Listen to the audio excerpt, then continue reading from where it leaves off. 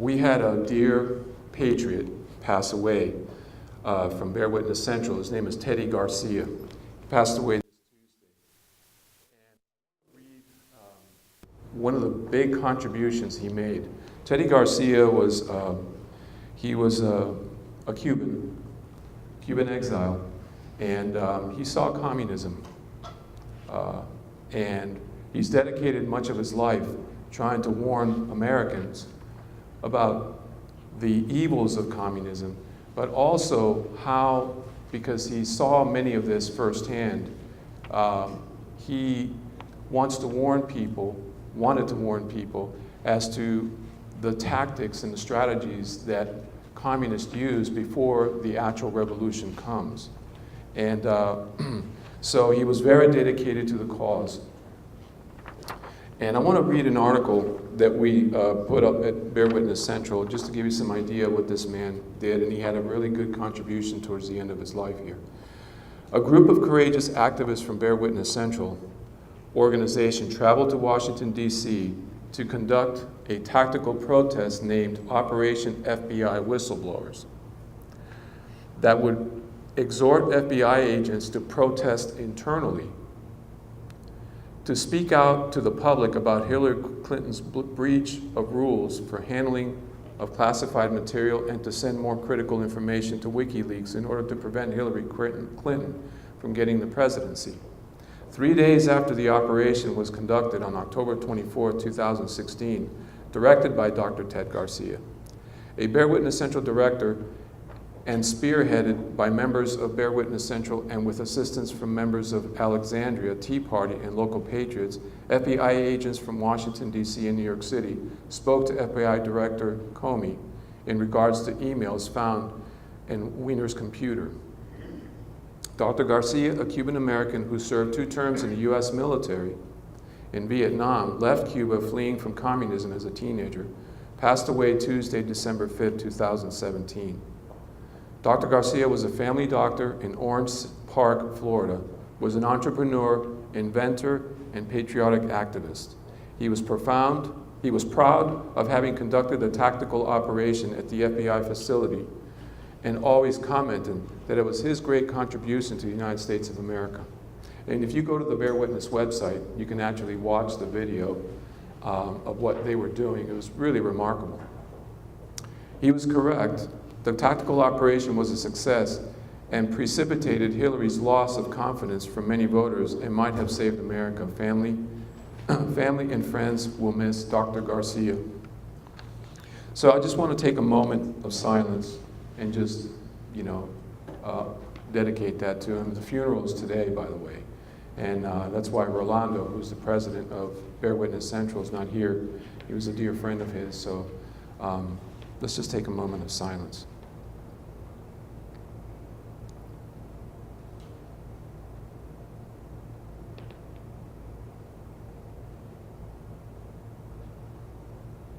Thank you. We have a good lineup of speakers today, as I mentioned earlier. And one of the things that we're going to be talking about is America Under Siege. So our technical person in the back there we go. That's the name of our conference today. The speakers that will speak today are going to really give you a real solid foundation as to what's going on in our country, because there's a lot more than meets the eye. And there is a deliberate effort that's being done, it's been going on for many, many decades, that you'll learn about today. Alex Newman, he'll be speaking later, will be speaking on the deep state. Frank de Verona will also be speaking, and he'll be speaking on the New World Order. And Keith Flau will be speaking on education, and then I'll be speaking on the Frankfurt School. So I want to go ahead and get started with the Frankfurt School, because one of the things that we're going to learn today is not only what they've done to us, but what they're getting ready to do to us. Okay, so what I'm going to speak on today is what they've actually done to us over the last 80 to 90 years. And it's important. Because Sun Tzu said it best. He said, you don't know your enemy, and I'm paraphrasing him, if you don't know your enemy and you don't know yourself, you're imperiled in all your battles, basically. You're going to lose every battle. And that's what's been going on. We've had activists that have been in government and outside of government since the 30s fighting the agenda and fighting the communism that we're seeing today. But we've still seen more and more of it become prevalent in our society and even in government. And it behooves us to think, well, why is that? Why is it that even with the activists in government and outside of government, why is this communism still moving forward? So the answer to that is the Frankfurt School, one of many schools. It's a school of thought. And we're going to go through the Frankfurt School because you're going to understand. I'm going to try to connect the dots as much as possible to help you understand what they have done to us. And then things that are going on today will make sense.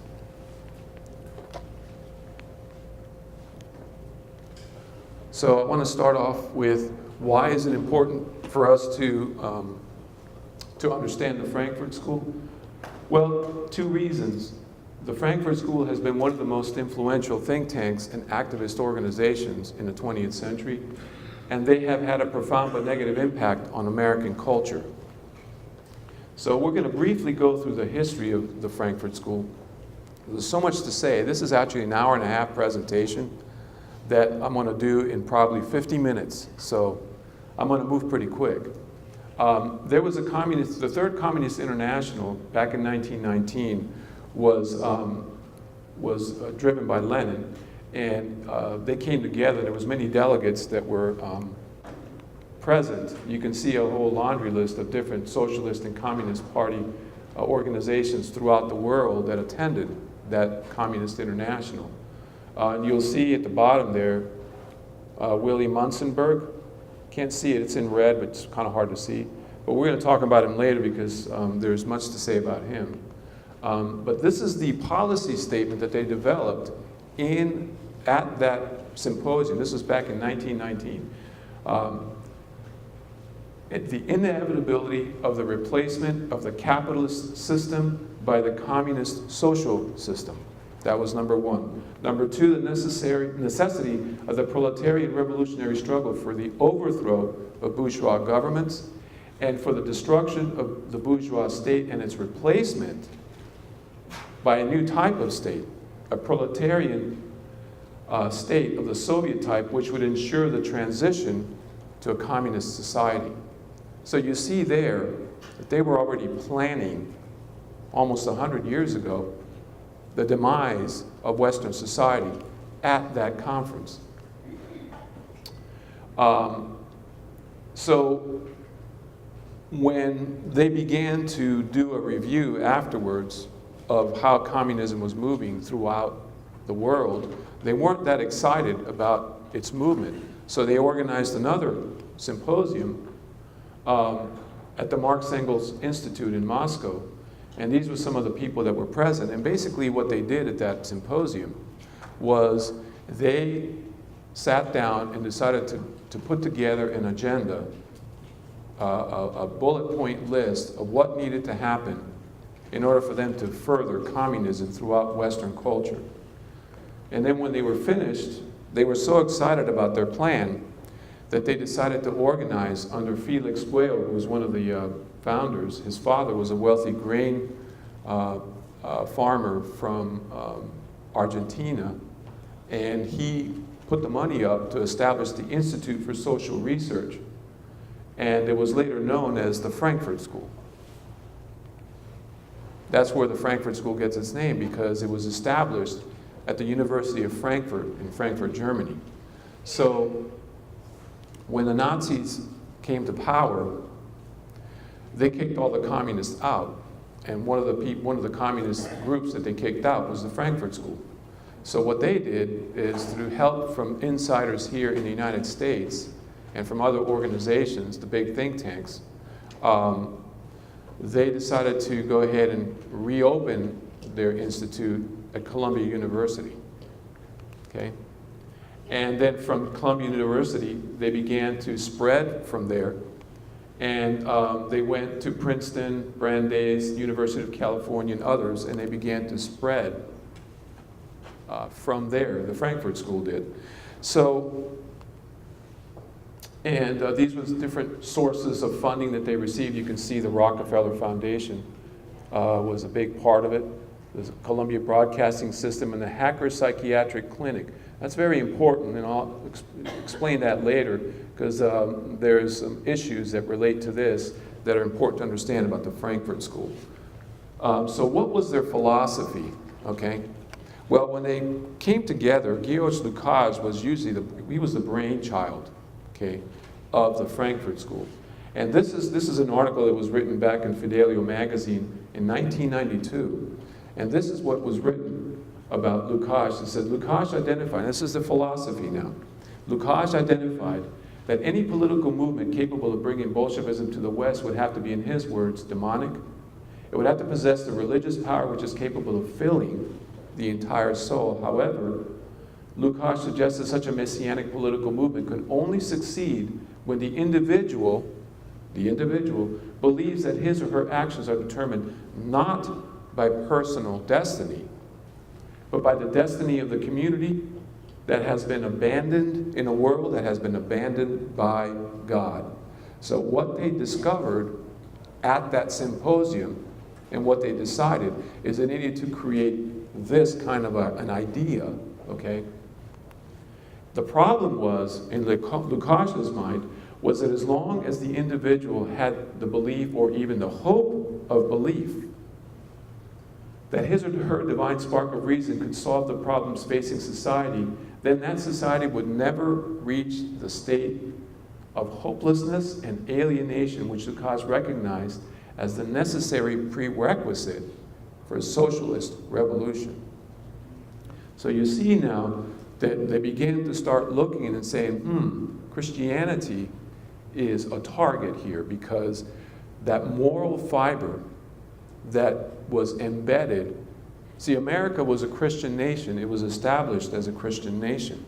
Liberty is based on the Bible. You go back and read our founding fathers, you'll find it. You go back and read the charters of the colonies, you'll find that there was so much Christianity in them that they understood, our founding fathers understood that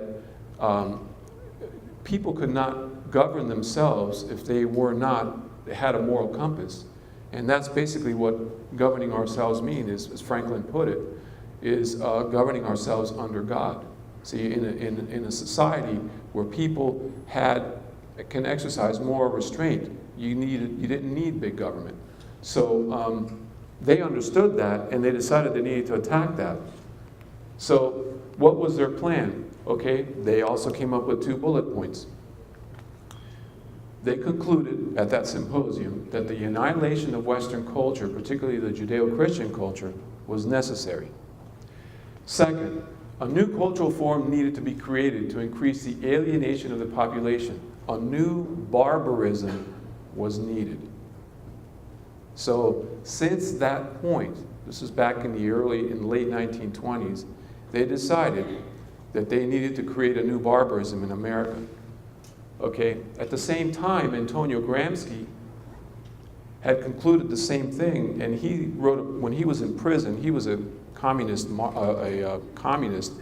Italy, okay? He was one of the main founders of the Communist Party in Italy, and he was later put in jail by Mussolini, and he wrote a series of essays called Prison Notebooks. And this is one of the things he said in Prison Notebooks. He said, the civilized world has been thoroughly saturated with Christianity for 2,000 years.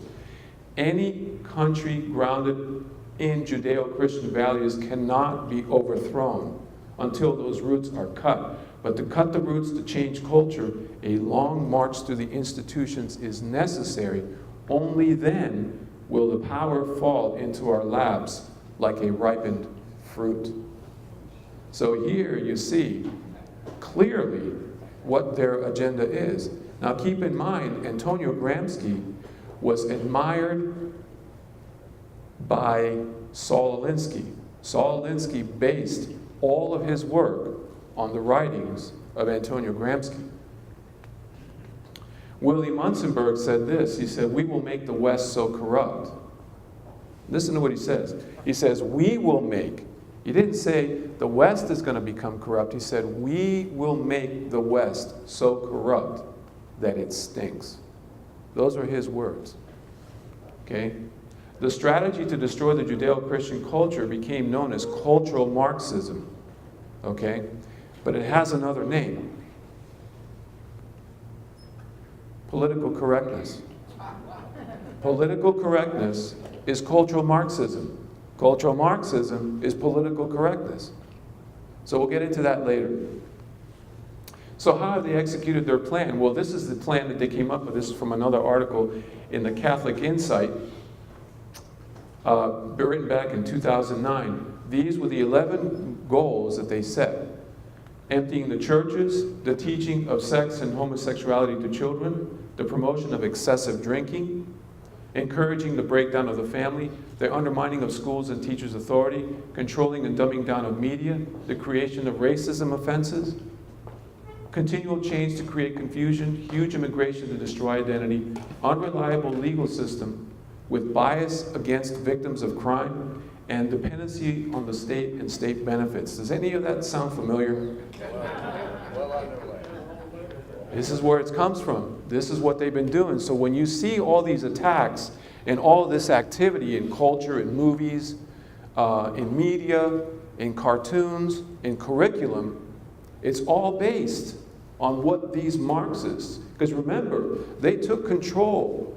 Remember Antonio Gramsci said, he said, we need to do a long march to the institutions, right? What were those institutions? Academia, media companies, music industry, movie industry, visual arts, literary arts, churches, seminaries, and the education system. He said, we take control of those institutions that influence culture, we can control and change the culture. And that's what they've been doing. So they decided to avoid the political and go with the social. That's why social change is so important to Marxists, because if they can control, if they can take down the society, they can take down the culture, the politics will follow. That was their strategy. These are some of the things that they attacked: the patriarchy in the family, motherhood, childhood, marriage, the family, and Christianity. And it's in red because Christianity is a big target. Okay? So let's talk about education and what they planned with education. Bertrand Russell, who became a member of the Frankfurt School later on in the 50s, he wrote a book called The Impact of Science in Society, 1951, okay? This is before many of us were even born, okay? Maybe some of us, but anyway, physiology and psychology are 4 fields of scientific technique which still await development.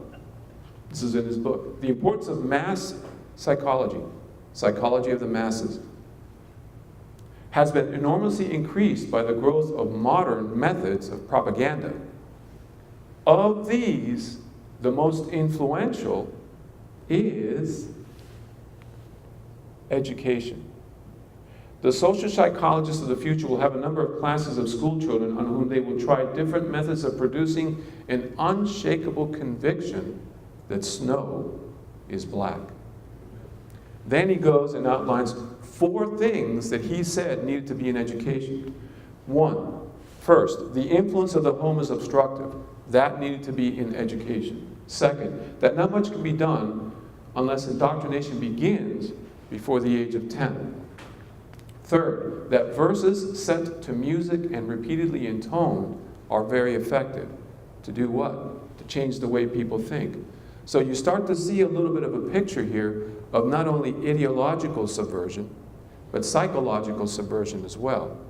The psychological part is a tactic or strategy that they have been using on us to change the way we think, because that's what they need. And fourth, the opinion that snow is white must be held to show a morbid taste of eccentricity. What did he mean? Well, what he meant was that if you see someone teaching that snow is black, but you know snow is white, well, you're attacked. You're an eccentric. See, so they attack you because they don't want people to know that snow is white if they're indoctrinating them into believing that snow is black. And that's what they do. And we'll get into more some of the strategies that they use in education. Now, this is Benjamin Bloom. Benjamin Bloom is one of the most influential behavioral psychologists in education. And much of education theory is based on Benjamin Bloom. And he said this. He said the purpose of education was not to teach or educate children. He said the purpose of education and the schools is to change the thoughts, feelings, and actions of students. His words. All educational theory is based on not only Benjamin Bloom, but John Dewey, who was a socialist. And he believed the same thing. A large part of what we call good teaching, Benjamin Bloom again, is that the teacher's ability to attain effective objectives through challenging the students' fixed beliefs and getting them to discuss issues.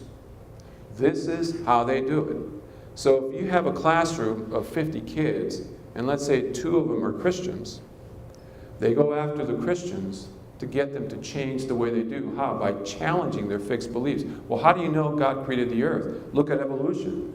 They target them on purpose to get them to change the way they think and they feel.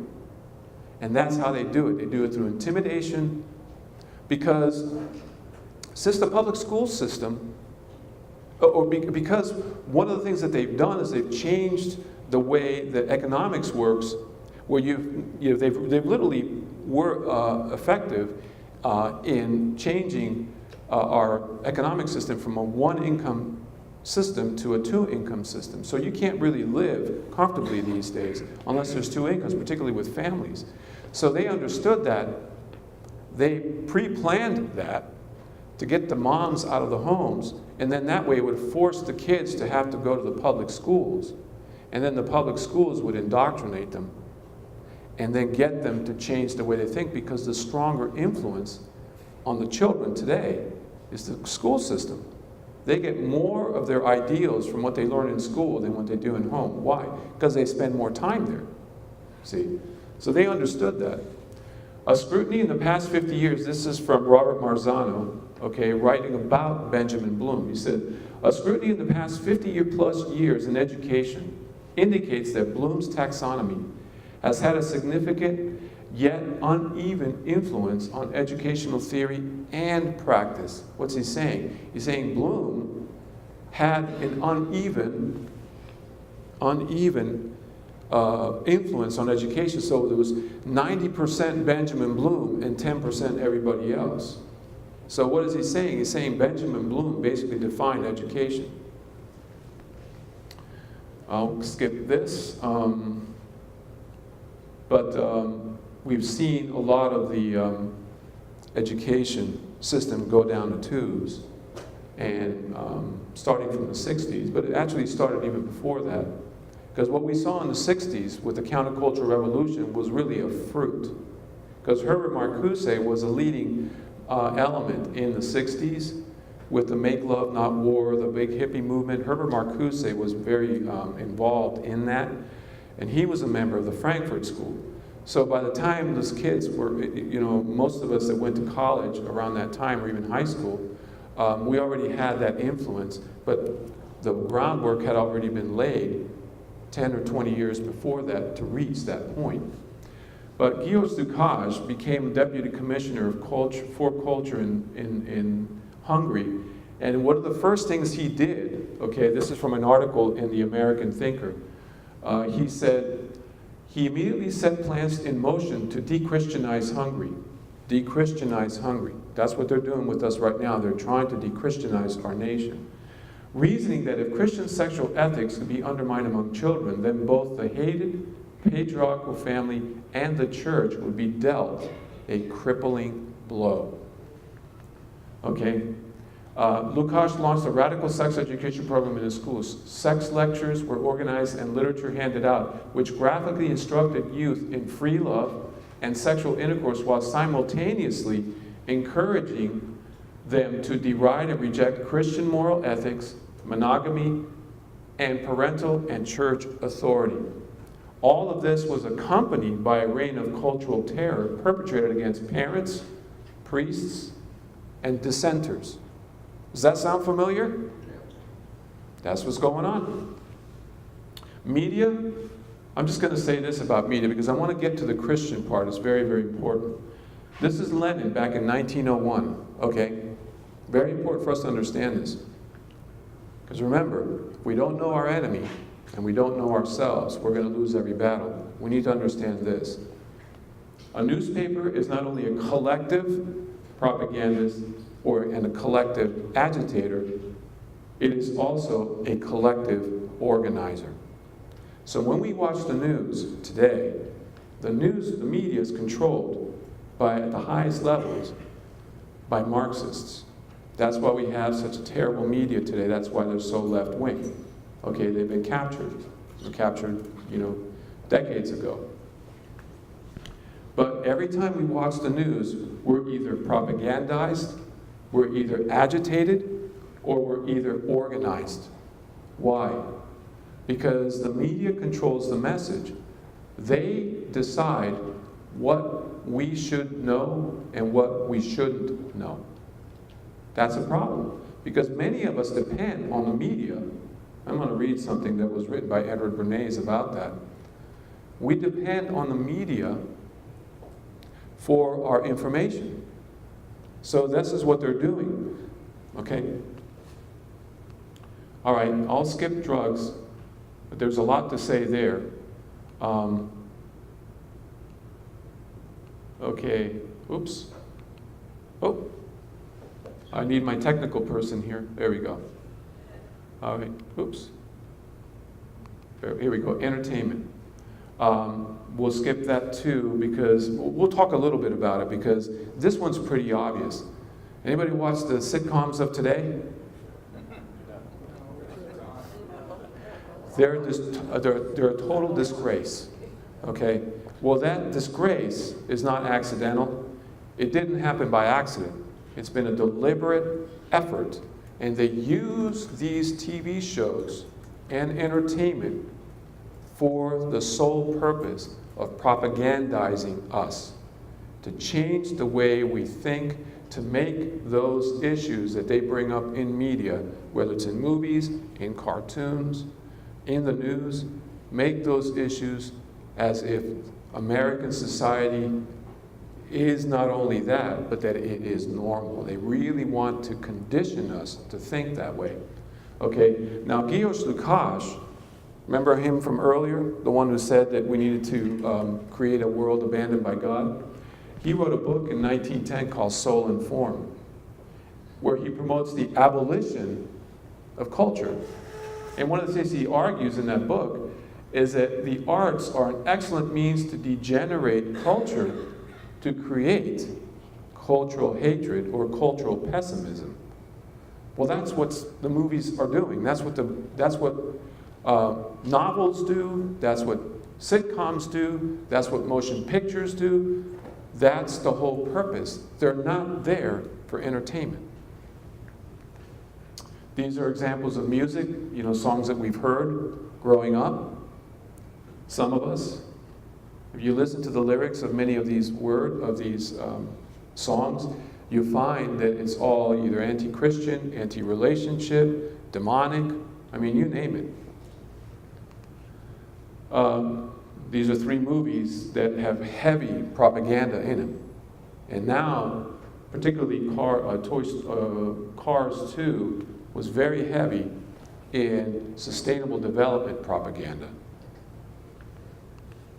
Infiltration of the church, that's the big one. That's the one I want to talk about because this one's very important. This is Lenin. He said this. He said, our propaganda necessarily includes the propaganda of atheism. He also said that atheism and communism are synonymous. Okay? This is from the Communist Manifesto. But communism abolishes eternal truths, it abolishes all religion and all morality, instead of constituting them on a new basis. It therefore acts in contradiction to all past historical evidence. Boy, that's a really arrogant statement that Karl Marx made. What is he saying? He's saying, look, communism abolishes eternal truths, religion, and morality, and constitutes them on a new basis. We're going to do it anyway, even though it contradicts historical precedent. So history says that when you abolish these things, eventually things kind of turn around, kind of, sort of. And he's saying, look, we're going to do this anyway, even though it contradicts historical evidence. This is from the Antiquity of the Jews, okay? Because what we have to understand is that the ideas of communism, the ideas of totalitarianism that we've seen in the last few hundred years, or even in the last 1,000 years, really. You can go back to, you saw totalitarianism with Nebuchadnezzar. You saw it in Rome. You saw it in Greece. You go back to Egypt. The ideas are basically the same. But look at this. Look at what Josephus wrote back 2,000 years ago in the Antiquity of Jews. He said, now it was Nimrod who excited them to such an affront and contempt of God. He was the grandson of Ham, the son of Noah, a bold man, and of great strength of hand. He persuaded them not to ascribe it to God, as if it were through his means they were happy, but to believe that it was their own courage which procured their happiness. He gradually changed the government into tyranny, seeing no other way of turning men from the fear of God. This is what Lukács was saying. But to bring them into a constant dependence on his power, Nimrod's power. He also said he would be revenged on God if he should have a mind to drown the world again, for that he would build a tower too high for the waters to reach, and that he would avenge himself on God for destroying his forefathers. This is 2,000 years ago. Now, there's one statement that's on here that sounds kind of familiar. It says, he persuaded them not to ascribe it to God. In other words, everything that good that we have in our lives comes from God. There's nothing that happens in our lives, okay, if we invoke God into our lives, he will bless our lives. And he will intervene in our lives, okay? And much of what we have and what we have to be thankful for is really not on account of what we've done for ourselves, but what has God either done for us or what he has allowed to come and happen to us or with us. See, he's saying, we got to get rid of that, okay? And he convinced them that it's by their own power and their own means that they could be happy. But it's really interesting because I was just reading this just last night. This is from the third Humanist Manifesto that was written in 2003. This is the last statement that the Humanist Manifesto says, number 3. It says, thus engaged in the flow of life, we humanists aspire to the vision with the informed conviction that humanity has the ability to progress towards its highest ideals. The responsibility for our lives and the kind of world in which we live is ours and ours alone. Further up in the beginning of it, it talks about how we don't need divine intervention in order for us to procure our happiness. Where did they get that? Well, they got that from this. Okay, these are the different ideas that the Frankfurt School has been promoting.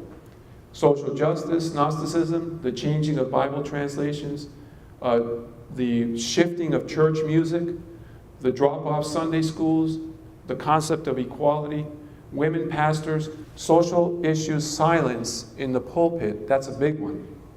Okay.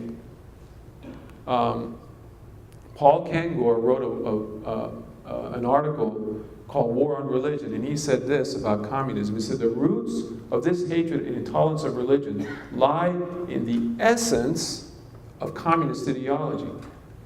Marx dubbed religion the opiate of the masses and opined that, quote, communism begins where atheism begins. Speaking on behalf of the Bolsheviks in his famous October 2nd, 1920 speech, Lenin stated matter-of-factly, we do not believe in God. Lenin insisted that all worship of a divinity is a necrophilia. He wrote in November 1913 letter that any religious idea, any idea of a God at all, any flirtation even with the God, is the most inexpressive foulness, the most dangerous foulness, the most shameful infection. And what he meant by infection was venereal disease. So he compared Christianity, religion, with a venereal disease. That's what he called it. That's how much he hated Christianity. He goes on in that article, he says, communists quibble over the details of how to implement Marx's vision, but they were unanimous in one thing. Religion was the enemy, a rival to Marxist mind control. And it had to be vanquished regardless of cost and difficulties. Why do you think the left concerns themselves with social issues, but yet we can't talk about those social issues? Well, this is why. They want it to be a one-sided argument where it's not challenged. Can't talk about abortion. Can't talk about euthanasia. We can't talk about homosexuality. We can't talk about any of these issues. They can talk about it, but we can't. And then we've been indoctrinated and conditioned into believing that that is how we need to be. So what we wind up doing is we wind up being silent, and their ideas go unchallenged. And guess what? If Americans lose their moral voice, what do you think is going to happen to the culture? And that silencing has been deliberate. Okay? So this, I'm going to end with this here. This is from a hearing back in 1966 by the founder of Voices of the Martyrs. His name was Reverend Richard Wurmbrand. And this is not Senator Dodd that we know, but this is a different Senator Dodd. He says, how do communists use religion in their own purposes if they do? He responded, this is a very tragic sight. The worst thing in Romania, because that's where he was captured in Romania and he was tortured for many years. And then they released him and he came and testified in Congress. The worst thing in Romania has not been the persecution of Christians. Persecution has made the Christians to be of steel. The worst thing has been the corruption of religion. They have put as religious leaders their man. The subcommittee has received substantial information to the effect that Romanian communist government has infiltrated in this country communist-trained clergy with other missions than those of a spiritual nature. Do you have any information about that? He responds, Romanian communists are very interested in the fact that they have here, this is in 1966, something like 300,000 on their side. They can't very well win them for communism. This is the important part. But they can win them for a left-wing Christianity that supports communism. Okay? In prison, there were not only priests and pastors. We have had hundreds of peasants and young boys and girls who were in prison for their Christian faith. These were separated, and for them was a special brainwashing. Not only that communist is good, but Christianity is dead. Christianity is dead. Christianity is dead. That's how they tortured the younger generation. And they kept saying, nobody more believes in Christ. Nobody more believes in Christ. You are the only fools. This is how they were tortured. And that's how they converted many people, through that conditioning and a psychological torture. It's almost kind of like MK Ultra that was being applied on them. So Thomas Jefferson said, all tyranny needs to gain a foothold is for good people of conscience to remain silent. And what I'll argue, ladies and gentlemen, is that, and I've been arguing it for some time, we got to stop being silent. We got to speak up. And where do we do that? We do that in our own homes, with our own families, with our own children. We have got to speak up and be that moral voice. Because if we don't do it, nobody else will. The only foundation on a useful education in a republic is to be aid in religion. Without this, there can be no virtue, and without virtue, there can be no liberty. And liberty is the object and life of all republican governments, not democracies, because our founding fathers hated democracies. Okay? Without religion, I believe that learning does a real mischief to the morals and principles of mankind. William Penn said, "Those people who will not be governed by God will be ruled by tyrants."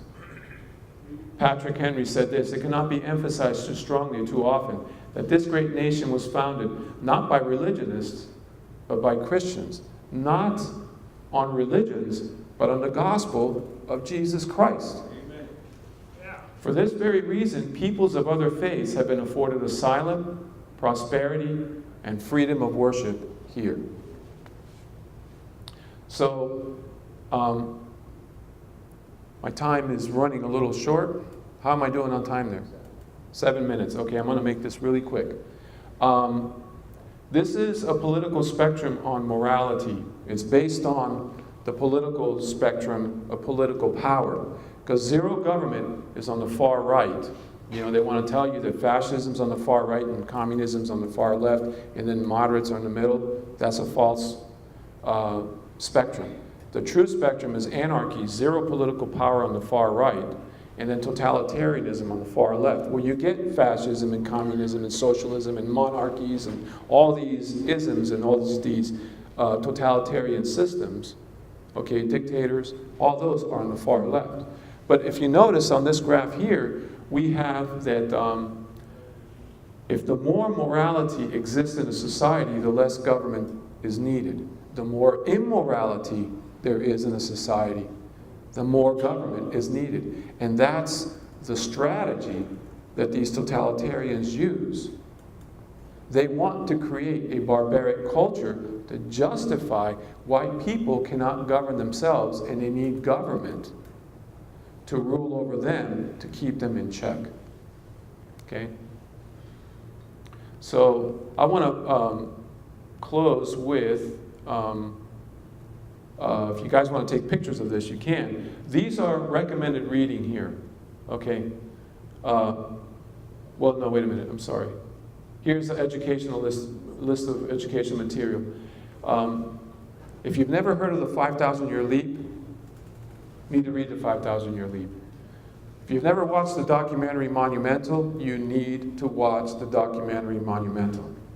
If you've never seen Agenda Grinding America Down, which, by the way, Trevor Loudon, he's on there. He's one of our speakers. You'll see him a lot on that video. Excellent. Really opens your eyes. The 10 DVD series from David Barton called America's Christian Heritage, a must-see. Another one is Overview of America from the John Birch Society. I believe we have a representative of the John Birch Society right here, the lady in the yellow coat there. And the Quigley formula, that's another one. You can Google that. That's with G. Edward Griffin, okay? There's other ones. There's another one called Shadows of Power. I believe that book is being sold there. There's another one there. Actually, those 3 books that you see sitting up there, Alex Newman's is one of those. It's Crimes of the Educators. Those are excellent books. All 3 of those that are there. Those are must-reads. We really need to start educating ourselves, ladies and gentlemen, because they are after us, and they're after us hard. And now, with Trump being in office, basically breaking down their whole totalitarian system, we have a golden opportunity to take back our country and educate the next generation. But before we can do that, we have to educate ourselves. And I'm challenging everybody here today, don't assume that you know. You'll be surprised what you don't know when you start going through this material here. And that's important. That's okay. If we're going to educate the next generation, and if we're going to help our family members, and if we're going to really be a voice that makes a difference for the restoration of liberty, we must know this material. Okay? So, amen? Amen. All right.